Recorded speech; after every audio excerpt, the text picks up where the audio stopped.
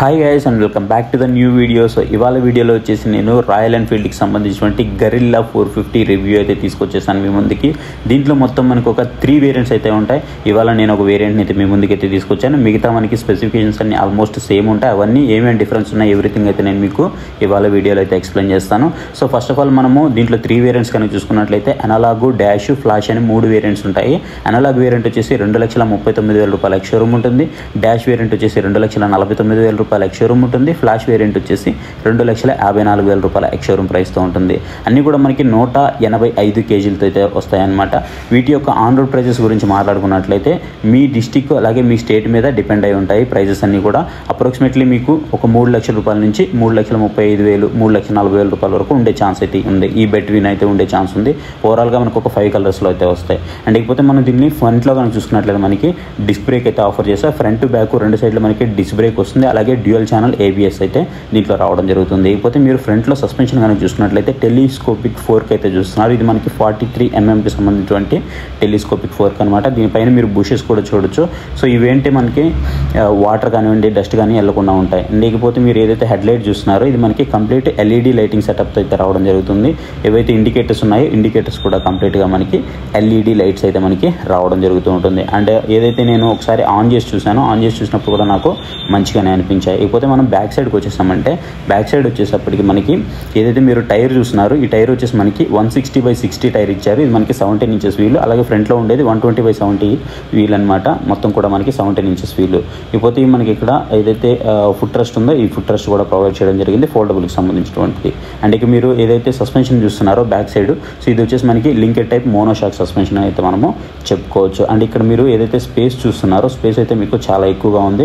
Even మీరు ఇది ఒక క్రూజర్ అని చెప్పుకోవచ్చు. సో ఇది ఒక రోడ్ స్టార్ లేదా ఒక క్రూజర్గా అయితే చెప్పుకోవచ్చు. అండ్ మీకు ఇక్కడ శారీ గార్డ్ కూడా ప్రొవైడ్ చేయడం జరిగింది.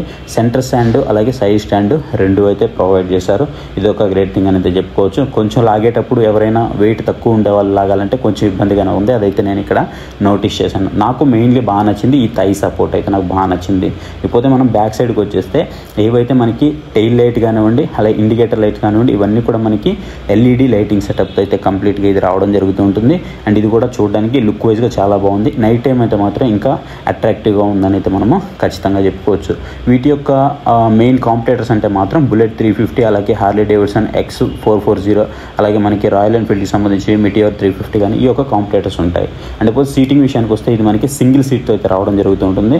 కొంచెం పిలియన్కి ఇబ్బందిగా ఉన్నప్పటికీ డ్రైవర్కి మాత్రం చాలా అంటే చాలా కంఫర్టబుల్గా ఉంటుంది. మీరు ఏ గేర్లో రైడ్ చేసినా మీకు రైడింగ్ ఎక్స్పీరియన్స్ అయితే మాత్రం చాలా మంచిగా ఉంటుంది. మంచి థై సపోర్ట్ అయితే ఉంటుంది. ట్యాంక్కి మీ థైస్ కరెక్ట్గా సరిపోతాయి. మీరు రైడ్ చేసినప్పుడు కాన్ఫిడెంట్గా రైడ్ చేయొచ్చు. అదైతే నాకు చాలా మంచిగా అనిపించింది. అండ్ ఇకపోతే ఇది వచ్చేసి మనకి 452cc రావడం జరుగుతుంది. Single cylinder engine. అలాగే ఇది వచ్చేసి మనకి DOHC లిక్విడ్ కూలింగ్ ఇంజిన్తో రావడం జరుగుతుంటుంది. పోతే పవర్ గురించి మాట్లాడుకున్నట్లయితే మనకి 40.02 PS అయితే ఉంటుంది. ఇటు వచ్చేసి 8,000 RPM అయితే ప్రొడ్యూస్ చేస్తుంది. అండ్ మీరు ఇక్కడ గ్రాబ్ రైల్స్ కూడా చూడొచ్చు. బ్యాక్ సైడ్ ఒకవేళ మీకు సపోర్ట్ కావాలి అనుకుంటే ఇక్కడ మీకు గ్రాబ్ రైల్స్ అయితే దొరుకుతూ ఉంటాయి. ఇప్పుడు దీని యొక్క టార్క్ గురించి మాట్లాడుకున్నట్లయితే 40 Nm టార్క్ అయితే ఉంటుంది. 5,500 RPM అయితే ఇది ప్రొడ్యూస్ చేస్తుంది. అయితే గ్రౌండ్ క్లియరెన్స్ కనుక చూసుకున్నట్లయితే మీకు 169 mm వరకు గ్రౌండ్ క్లియరెన్స్ అయితే దీంట్లో ప్రొడ్యూస్ చేశారని చెప్పుకోవచ్చు. ఇది మనకి 6 గేర్స్తో అయితే రావడం జరుగుతూ ఉంటుంది. అండ్ వెహికల్ ఓవరాల్గా మీకు చూడడానికి అయితే చాలా మంచిగా ఉంది లుక్ వైజ్గా. అండ్ నాకెందుకో టార్క్ కొంచెం తక్కువ ఉందేమో అన్న ఫీల్ అయితే ఉంది. నేను నడిపి చూశాను. సో నడిపి చూసినప్పుడు నాకు కొంచెం టార్క్ ఇంకొంచెం బెటర్గా ఉంటే బాగుండేదేమో అని అనిపించింది. బట్ ఓవరాల్గా మీకు పర్ఫార్మెన్స్ అయితే మాత్రం మీరు సాటిస్ఫై అయితే ఖచ్చితంగా అవుతారు. దాంట్లో మీకు ఎలాంటి డౌట్ అయితే ఉండదు. అండ్ లుక్ వైజ్గా మాత్రం మీకు కొంచెం చూడడానికి ఈ హిమాలయన్ కూడా కొంచెం మిక్స్ అయినట్టే కొంచెం అనిపిస్తూ ఉంటాయి. అండ్ ఇకపోతే మనం హ్యాండిల్ బార్ కనుక చూసుకున్నట్లయితే హ్యాండిల్ బార్ వచ్చేటప్పటికి మీకు లెఫ్ట్ సైడ్ కనుక చూసుకున్నట్లయితే సైడ్ ఇండికేటర్స్ అయితే ఉంటాయి. లెఫ్ట్ రైట్కి సంబంధించిన ఇండికేటర్స్ కానివ్వండి అలాగే హార్న్ కానివ్వండి. సో ఇవన్నీ కూడా మీరు ఇక్కడైతే చూసుకోవచ్చు. సో మీకు ఇక్కడ కనిపిస్తూ ఉంటాయి. పాస్ స్విచ్ ఇవన్నీ కూడా మనకి లెఫ్ట్ సైడ్లో అయితే ప్రొవైడ్ చేశారు. పోతే మనము రైట్ సైడ్కి అయితే వచ్చేద్దాం. సో రైట్ సైడ్కి అయితే వచ్చేసామంటే సో దానికంటే ముందు మీరు ఇక్కడ కీ చూడండి. కీ కనుక చూసుకున్నట్లయితే మనకి ఏదైతే KTM కీ ఉంటుందో కొంచెం చూడడానికి అయితే ఆ విధంగా కనిపిస్తూ ఉంటుంది. మాన్యువల్ కీ అనమాట ఇది. అండ్ రైట్ సైడ్కి వచ్చేద్దాం. సో రైట్ సైడ్ వచ్చేసి మనకి ఏదైతే స్టార్ట్ ఉందో సో స్టార్ట్కి సంబంధించినటువంటి సెల్ఫ్ స్టార్ట్ బటన్ అయితే మీరు ఇక్కడ చూడొచ్చు. అలాగే మోడ్స్కి సంబంధించినటువంటి బటన్స్ కూడా మీరు ఇక్కడైతే చూడవచ్చు. అండ్ మీకు USB ఛార్జింగ్ Type Cతో అయితే ఇది మనకి సపోర్ట్ చేస్తూ రావడం అయితే జరుగుతూ ఉంటుంది. ఇది కూడా నాకు చాలా బాగా నచ్చిందని అయితే ఖచ్చితంగా చెప్తాను. ఇకపోతే ఏదైతే ట్యాంక్ ఉందో ఈ ట్యాంక్ వచ్చేసి మనకి 11 లీటర్స్ ఆఫ్ ఫ్యూయల్ ట్యాంక్తో అయితే ఇది మనకి రావడం జరుగుతూ ఉంటుంది. ఇది ఒక నాకు డిసడ్వాంటేజ్ అనిపించింది. అట్లీస్ట్ ఒక 13 లీటర్స్ అన్న ఇచ్చి ఉంటే బాగుండేది. నేనైతే 15 లీటర్స్ ఎక్స్పెక్ట్ చేశాను, బట్ ఇక్కడ నాకు 11 లీటర్స్తో అయితే ఇది మనకి రావడం జరిగింది. ఇది నాకు కొంచెం డిసప్పాయింట్మెంట్గా అయితే అనిపించింది. అండ్ ఇకపోతే మనము ఇక్కడ కన్సోల్ గురించి అయితే మేజర్లీ మనం మాట్లాడుకోవాల్సి ఉంటుంది.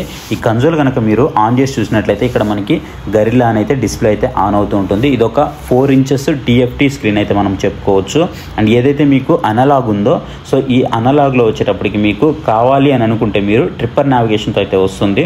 సో అది మీకు ఆప్షనల్గా అయితే ఉంటుందన్నమాట. అనలాగ్లో వచ్చేసి చాలా సింపుల్ లుక్లో అయితే ఉంటుంది. స్మోక్ సిల్వర్ కలర్ అలాగే ప్లాయా బ్లాక్ అయితే ఉంటుందన్నమాట. దీంట్లో ఎలాంటి బ్లూటూత్ కానీ నావిగేషన్ కానీ ఉండదు అనలాగ్లో. అలాగే డాష్లో వచ్చేటప్పటికి మీకు 4 ఇంచెస్ TFT డిస్ప్లే ఉంటుంది, నావిగేషన్ ఉంటుంది. అలాగే కలర్స్ వచ్చేసరికి పలాయా బ్లాక్ అలాగే గోల్డ్ డిప్ అయితే ఉంటాయి. ఇది మనకి 10K వరకు ఎక్స్ట్రా అయితే ఉంటుంది బేస్ వేరియంట్తో కంపేర్ చేస్తే. దీంట్లో మనకి రైడింగ్ మోడ్స్ ఉంటాయి, బ్లూటూత్ ఉంటుంది, అలాగే ఛార్జింగ్ పాయింట్ కూడా ఉంటుంది. ఫ్లాష్లో మీకు రిమైనింగ్ అన్నీ సేమ్గానే ఉంటాయి.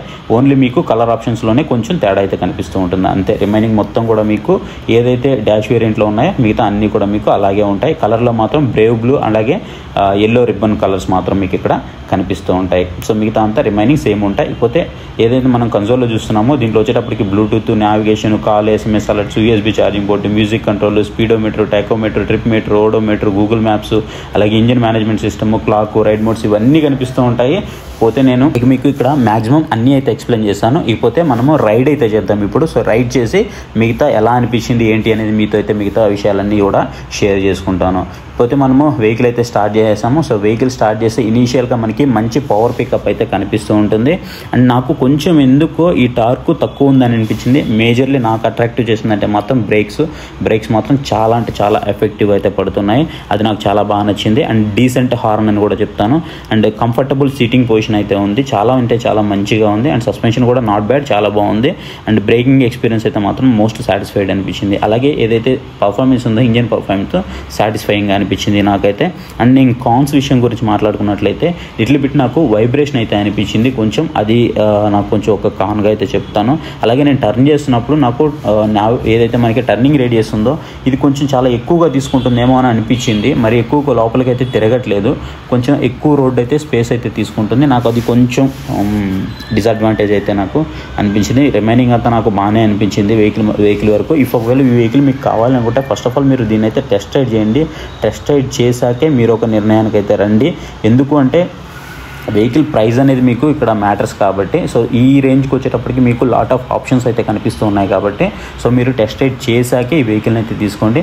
నాకైతే ఓవరాల్గా పర్ఫార్మెన్స్ అయితే సాటిస్ఫైయింగ్గా అనిపించింది. కాకపోతే మీరు కొన్నిట్లో ఇక్కడ కాంప్రమైజ్ అయితే అవ్వాల్సి ఉంటుంది ఓవరాల్గా. అండ్ ఖచ్చితంగా నేనైతే రికమెండ్ చేసేది మాత్రం అనలాగ్ బేస్ వేరియంట్ తీసుకోమని రికమెండ్ చేస్తాను. ఎందుకంటే సో ఎవరైనా సరే నావిగేషన్ కానివ్వండి అలాగే ఈ బ్లూటూత్ ఆప్షన్స్ కానీ తీసుకుంటారే కానీ ఎవరు వాడేదైతే ఉండదు కాబట్టి సో దానికోసం మనం ఎక్స్ట్రా మనీ పెట్టాల్సిన అవసరం లేదు అనేది నా ఒపీనియన్.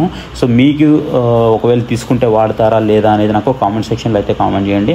నేనైతే ఖచ్చితంగా దాన్ని అయితే రికమెండ్ చేయను. దానివల్ల మనీ ఎక్స్ట్రా తప్ప మనకు అంతకుమించి పెద్దగా ఏమి ఉండదు. సో దాంట్లో మనము ఏదైతే ఇన్స్ట్రుమెంటల్ కన్సోల్ ఉందో దాన్ని చూస్తూ మనం డ్రైవ్ చేసేది అయితే ఉండదు. బికాజ్ ఇది కారు కాదు కాబట్టి సో ఆ ప్రైస్ అయితే నేను అవాయిడ్ చేయమని అయితే చెప్తాను.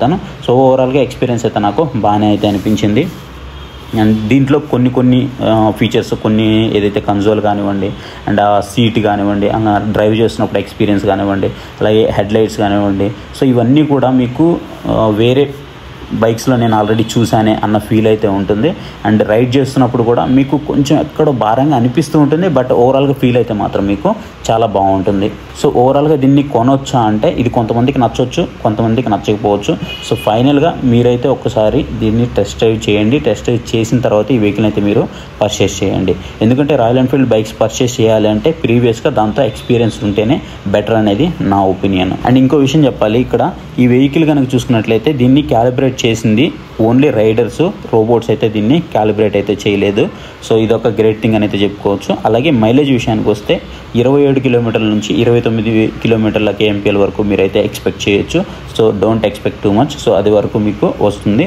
సో ఇది గైస్ వీడియో అయితే మీకు నచ్చిందని అనుకుంటున్నాను. వీడియో నచ్చితే వీడియోని లైక్ చేయడం మాత్రం మర్చిపోవద్దు. ఇంతవరకు మన ఛానల్ ఎవరైనా సబ్స్క్రైబ్ చేయకపోతే ఇప్పుడు మన ఛానల్కి సబ్స్క్రైబ్ అవ్వండి. Thank you for watching. See you next video. By.